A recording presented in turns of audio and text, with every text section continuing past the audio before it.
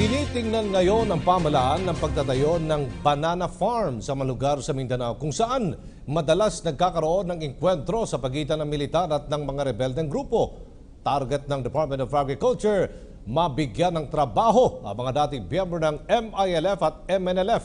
Bukod sa pagbibigay trabaho, maaaring maging daan din umano ang nasabing proyekto sa pagtuldok na ng gulo sa lugar. Report mula kay Aya Macalma.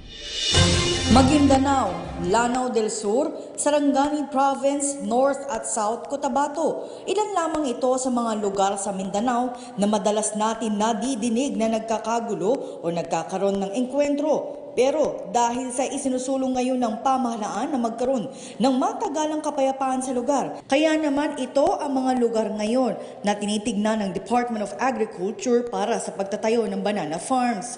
Ang mga magsisilbing magsasaka ay ang mga dating rebel returnee. Kabilang na nga rito ang mga miyembro ng MILF at MNLF. Ito mismo ang kinumpirma ni Agriculture Secretary Manny Piñol matapos magkaroon ng demand sa Japan ng supply ng saging.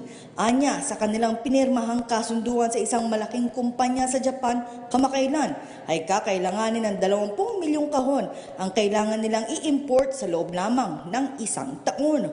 Kaya naman kakailanganin nila ng 7,000 ektarya ng lupa para sa pagtatayo ng banana farm. These banana farms should be produced in former conflict areas or in conflict areas.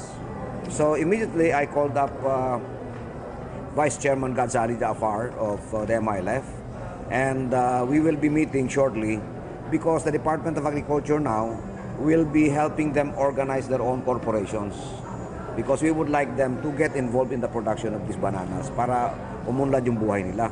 Sa planong ito ay makakapagbigay ng maraming trabaho na posibleng abutin ng 14,000 katao ang magkakaroon ng trabaho. Gayunman, umaasa ang kalihim na maaaring isa ito sa mga dahilan para tuluyan ng matapos ang gulo sa lugar. I cannot say that with certainty. But of course, you know, people change the moment they see a bright future for themselves and their children.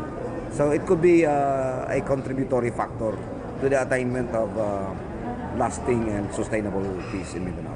Para sa PTV News, ako si Waywaya Macalma, Davao City.